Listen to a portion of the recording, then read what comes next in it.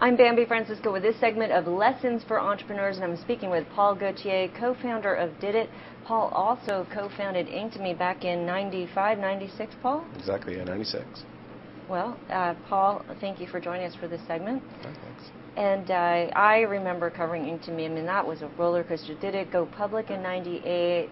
Remember watching the stock just go up and down, and then the sale to Yahoo. And I mean, it was a roller coaster ride, I'd say. So I'm sure there's many lessons that you've learned in that period that's making you, or that's made you a better entrepreneur as you pursue Diddit. So can you talk about a couple of lessons you learned while you were at Inktomy? Yeah, I mean, one of the most obvious things I think when you're doing a startup is the people are so key. Having great people to work with, that early team sort of sets the tone for the entire company. Mm-hmm. The folks who I started Diddit with are some of the key folks from Inktomy.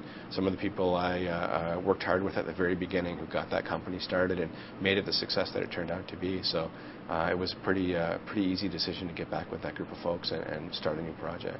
Well, that's good. So those are the people who were able to navigate the waters and get through the bumpy seas, and that's why you're bringing them on, or you're together again. Exactly. For Diddit. So what else, though, in terms of just market timing or decisions that you made?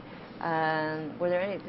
Do you ever look back and say, "Wow, I should have done this"? And I mean, I think there's some parallels right now to the way the economy's going, where things have sort of gotten bad lately, right. and when the bubble popped, that was another time like that. Right.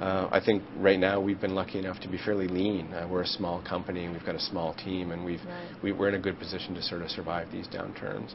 I think some of the companies, at a stage where Inktomy was back then, large company, public, yeah. it's a lot more difficult to manage that. So certainly, sort of watching your burn rate, sort of not getting ahead of yourself. It's working well for us this time. Okay. Can you talk about anything specific that happened at Inktomy? Many of the guests always talk about something like, "Oh yeah, I remember this time," but something that so people can visualize. Was there something that you just say, "Oh, that was such a dumb move. I'll never do it again"? I don't know about any sort of dumb moves, but I think don't be afraid of the intensity and the pace and the hard work. I can remember weeks on end at Inktomy where all we did was work and not sleep very much. And even sort of coming back at it again, sort of 10 years later now, it's surprised me what the level of intensity can be. We've been getting ready to launch our site, and it's been great to see the whole team cranking hard and putting in the hours. So is that good or bad? It's good in bursts. You certainly can't do it forever, but it's rewarding to get so much done in such a short period of time. Okay.